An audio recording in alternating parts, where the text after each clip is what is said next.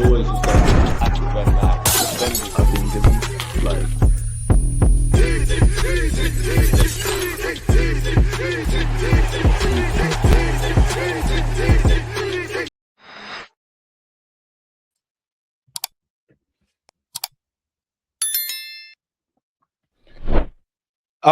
Before Arsenal play their biggest game of the season, I just want to share my thoughts, people. Now, obviously, we've said that a number of times, but surely this week is our biggest games and week of the season for a number of reasons, people. Obviously, we're playing Sporting Lisbon today. We're obviously playing Bournemouth on the weekend. You can only look at what's in front of you.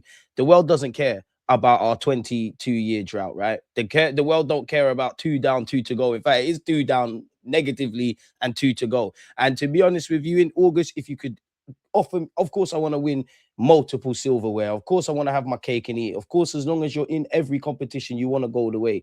People focus on the Arsenal fans that was screaming quadruple and all of those things, something that it's never been done. And with the greatest of respect to my team, it's not like it's the Invincibles, the Chelsea sides, the Man United sides, the Barcelona sides, both in terms of ability, mentality, experience, pedigree, winning trophies, etc. But I understand once you're in it, you're trying to win it. And if I'm honest with you, we could have gone further in the FA Cup. We could have potentially won the League Cup. We didn't do that. Credit to Southampton and credit to Manchester City. Every cliche about football being decided in both ends, about winning your individual battles, all the cliches have rang true.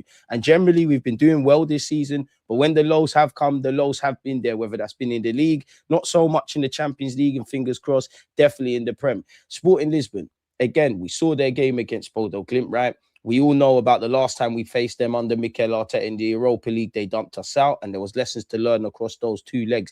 And you saw what they did against Bodo. Obviously, they've been a stubborn unit. I think currently they sit second in their league. They've not lost in either 23 home games or 23 domestic league games in totality. Either way, they're on an unbeaten run. The same goes for Bournemouth. I think Bournemouth are on an 11-game unbeaten run, which is the longest in the Prem. You got Areola as well. We know what Bournemouth is. We know what Sporting is. We know about the injuries, the sentiment about how we feel as a football club right now. It's long. You know, again, there's a reality where I wouldn't quite say we're happy to lose to Manchester City and Southampton. Credit to them because they did everything in those games that we didn't. Football's a 90-minute game. That's something that needs to ring true, right? But there's a reality. You put your best foot forward from the manager and the players, and you would say, you know what? You really did give it a go. We just have to go back to the drawing board. We went out on a whimper. The season is unraveling. Now, this happened I'm not comparing these boys to the Invincibles, but they did bow out of multiple competitions. If you just lift the Premier League in May, it's not great, but it is. In fact, it is great. It is great. The boys, you've got to put your best foot forward. You need to reset. You know, the manager, I got a lot of time for you, Arteta, but you're coming out saying we didn't deserve to lose. We was unlucky. No, he wasn't. We wasn't, because there's been times that it's just worked out for us. We wasn't. You was all right for a first half against Southampton. Our best period in terms of momentum, and that is when you just scored, and you're most vulnerable when you've just scored, in it. And we rang that true. City, we started the game well. To say we ended it wrong would be too kind to the football club. So again, indifferent first halves, deciding the game in both boxes. All of the cliches have rang true. Now we can do the woe is me thing, but the world don't care. Bournemouth are a great team with a great gaffer, and they want to do what they're doing. They're going to want to take 3 points off your head. The same goes for Sporting Lisbon in advancing in this competition. We know potentially you could play Barcelona or Atletico Madrid. We'll go as far as we can. I don't believe Arsenal can win the Champions League because I don't think we look like the individual brilliance, all of those kind of things. But you just, as long as you're in it, you put your best foot forward. Maybe you make your own luck. And as long as you're in it, you want to do it. And I don't think we're going to do a double. But if we were to do a double of a champs and a Prem, it'd be amazing, innit? And again, I would say it's a weird one being an Arsenal fan because generally we've done all right this season. We have nitpicked, this player's form, these tactics. I would say the attackers and my attacking players, I'm still pleading to you lot. If you want to go through any sort of purple patches and whatnot, do your thing. Unless your name is Max Dowman or Victor Gyökeres, I'm not really happy with you in the final third. And I'm not happy with the tactics. But if you don't want to rise it, rise it. And as I was saying, because of the nature of the game, the League Cup final, it's a final, ain't been there in 6 years. Not only did we not win, the way we performed in the second half, bad taste in the mouth after an international break. The reaction against Southampton was terrible. It was, as a whole team, we can nitpick. The biggest thing is Max Dowman, Gyökeres off the bench bagging. I actually think Odegaard had one of his better games. I actually think we moved the ball in the first half compared to what I've seen this season a lot better. But again, it's not good enough, is it? The only time I've generally been happy with our league form or any sort of league game or any game against British opposition. I know, prior rounds to the FA Cup, the League Cup en route to the final, Premier League, we've been winning games, but Newcastle away, because that for me, the Newcastle game when we played them, that is a microcosm of what I think it takes to win stuff. You reacted to mistakes. Magalhaes and Mosquera made mistakes. They stood up tall when them things happened. The subs off the bench, the players off the bench, the manager's tactics, when to complicate things, when not to overcomplicate things, managing the game, the moments in games where you have to suffer and then going for the kill, not dying until the final whistle. That is everything that I saw in the Newcastle game, and if we go and win the league, that game will probably be the highlight of my domestic season. But also, I can count on one hand. Now, the Champions League, excluding the Leverkusen first leg, and maybe, because I remember we was nitpicking the Kairat game, but I'm forcing it, we've been handed in business. How badly do you lot want to end up with silverware? Because of the performance in these two games, it leaves a bad taste in the mouth. We lost the League Cup, had to sit in the international break, came back, never saw a reaction. So we've not had any feel-good factor, any continuity in that regard, built up any real momentum to make fans and maybe even the players feel a lot more bullish in the trip to Portugal today. And then obviously Bournemouth and so on and so forth, the return leg against Sporting, and then you got the big one against City. You've got no time to feel sorry for yourself. There's many regret, but we can't go back now. All you can do is put your best foot forward. And I know the manager is still doing the togetherness thing, gassing up the players and saying, yeah, do you know what? We're all in this together. We didn't deserve to lose. I hear it. Anyone that understands sport, I hear it. But we're at the point now. Go out there and speak. Go out there, let your feet do the talking. There's people that can speak Spanish, French, English, bare different things in my team. Do you know the beautiful thing about football? It's multilingual. You got a left foot, you got a right foot.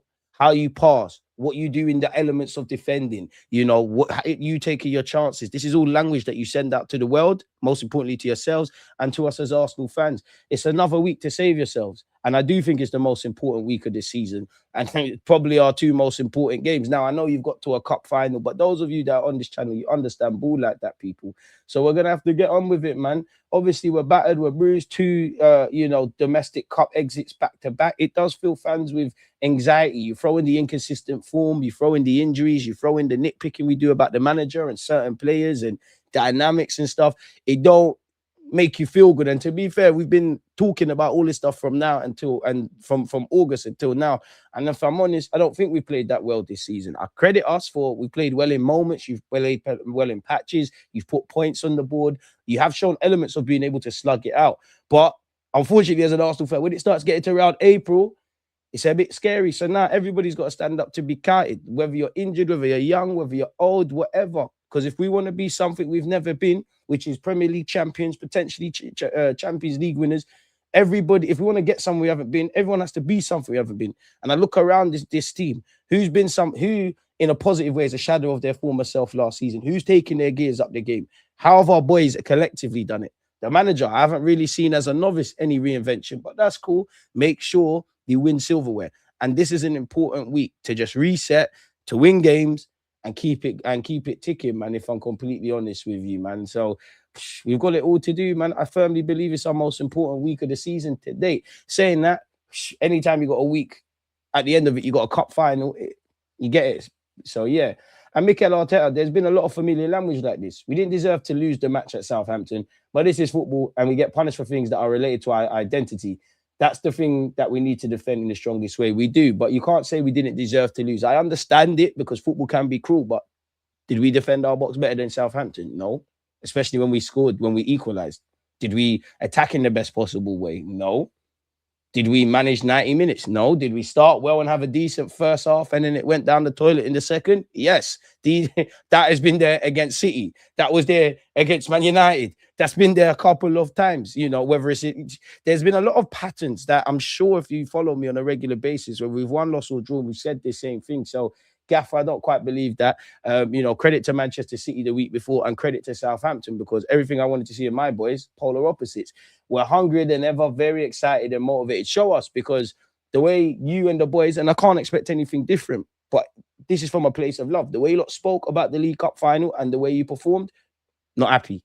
The way you spoke about wanting to get back to Wembley and all of this kind of stuff in relation to going into the Southampton game, from what I saw, it weren't good enough. So again, you can talk the talk, but you have to walk the walk. If you verbally write checks, physically you have to make sure you can cash them. So, and I would say, if you're a player in connection to Arsenal, don't make your manager look like an idiot when you see statements like that. Remember how difficult it is, what we've done up to now. Feel the pain, feel that emotion, use it to be better and to improve. Gaffer, I think you're right with that. Just with my fan cap, as a fan, I don't want to hear that no more. There's enough hurt that you could use in it. There's enough lessons, whether it's been in knockout stages of competitions or in the Prem. The frailties or the good, bad, and the ugly, I always say. The things we're good at, the things we're indifferent at, and the things we're poor at, they rear its head week in, week out. So I can't, the dynamics are different at this point, but I can't get behind that. Giving the players clarity, even more conviction, and trusting the players, believing in what we're doing, continuing to do that with little tweaks that every game demands. I agree, you have to give them conviction and clarity, and the players have to give that to the manager as well, especially at this moment where everything's in the balance. Little tweaks, I'm sure you're making little tweaks, but to me as a novice armchair expert, I'm not seeing anything different. And if nothing changes, nothing changes. But especially maintain the spirit, the attitude, and the energy at the highest possible level. The spirit, yes. The attitude, yes. The energy. Now, I know there's been injuries and all these things, but the energy, I disagree. I think from you and everybody connected, I think I've seen higher energy levels, and I think you need to get back to them, people, because that's critical to perform at that level that we need to win matches, which is true. But I just feel if you take that statement, I didn't know it was Southampton. I think we've said that quite a few times. On Magalhaes, I don't know. I think he felt something. I don't know what it is exactly. We're going to assess him. But obviously, when a player is asking to be substituted, it's never good. Now, there's been rumours that have come out that Magalhaes has travelled and Magalhaes and Rice is all right. I think Mikel Arteta has actually confirmed that. There's no Saka and there's no Timber. Although we all know how much of a game Mikel Arteta plays with players' fitness. He makes you believe sometimes players are not going to be there and they're there. Sometimes they're going to be there and they're not. Either way, we've got what we've got. And I do want to ask you a lot of questions. Big up Benjamin White, yeah? And maybe this is a bit of bias in relation to the Southampton game. If Gabriel Magalhaes is fit, by God's grace, for me, I think you've got to go Gabriel Magalhaes, Saliba, Mosquera right back, and probably Calafiori left back. Obviously, if you can't call on a Hincapié or things of that ilk.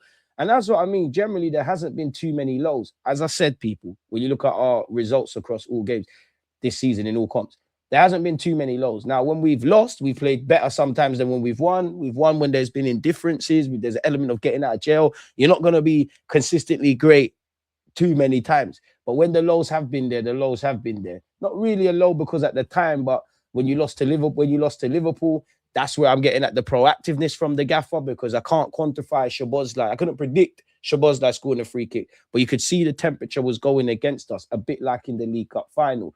Obviously, when we lost to Villa, there was injuries, but, shot ourselves in the foot at the end. So the lows the lows haven't been that many, but when they have, it's been there. And this is the fine margins. For me, this is a good team because we haven't been on the right side of fine margins. Have you noticed?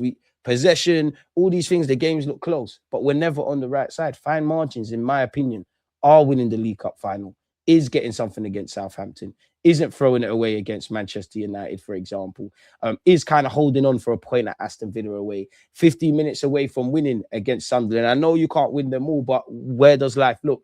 The City second half was one of the best I've seen us play. But again, we're chasing the game, if I'm being very harsh, and we shot ourselves in the foot. But this is what I mean about nitpicking, and you've got a good platform. Just don't let it ruin. Don't ruin it now. It's as simple as that. Just don't ruin it. Ryra said, let's use the pain of these 2 defeats. This is the most important part of the season. We have to enjoy it. Hopefully, we don't see your goalkeeping colleague, Kepa, who I do think is getting scapegoated, but play your best keeper now. We're disappointed with the result, with the 2 losses, but we're full of confidence and faith in ourselves, and the squad is really good. Now you got to show it to us. On Timber and Saka, they're not ready yet. Let's see. Hopefully, they're going to be ready for the weekend if everything goes well. Imagine that we were killed during the international break of our players withdrawing. They're actually injured. And again, Bukayo Saka is out of the game against Sporting Lisbon. But we can call upon Declan Rice, Trossard, and Martinelli. And what I would say to Andrea Berta, please, please, please, please, please, can we have a left winger? I would love a centre mid, a backup striker, and a left winger, but left wing needs to be fixed really, because who they like going into Lisbon and Bournemouth, who do you really go with? Do you go with Trossard? Do you go with Martinelli? And regardless of which one do you go with, which one convinces you more?